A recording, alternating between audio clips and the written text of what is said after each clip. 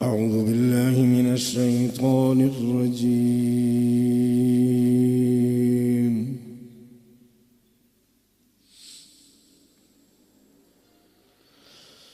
بسم الله الرحمن الرحيم. سبحان الله.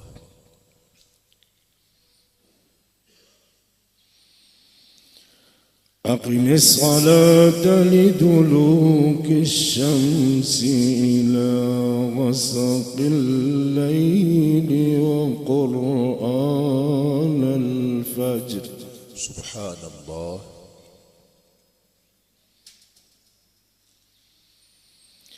إن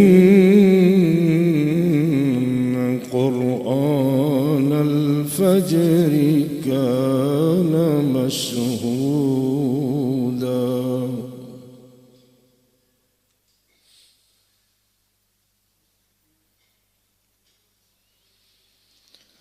ومن الليل فتهجد به نافلة لك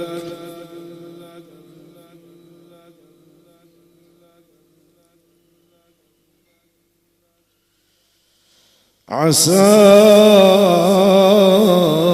أن يبعثك ربك مقاما محمودا.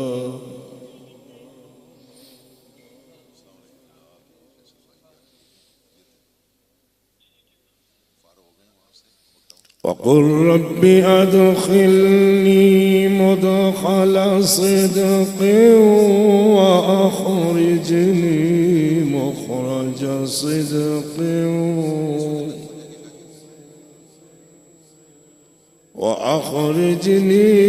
مخرج صدق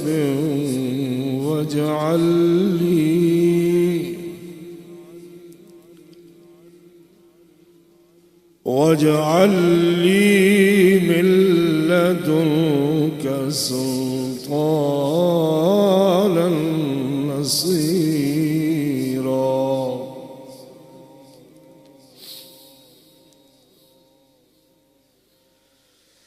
وقل جاء الحق وزهق الباطل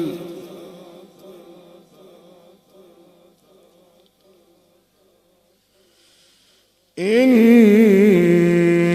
الباطل كان زهوقا.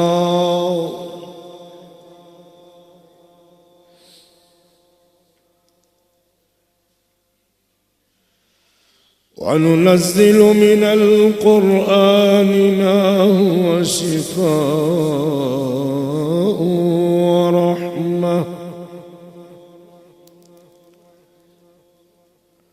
ورحمة للمؤمنين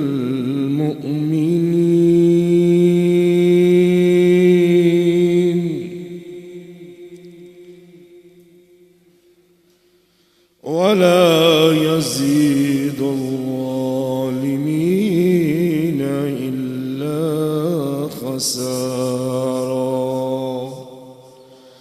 آمنت بالله صدق الله مولانا العظيم.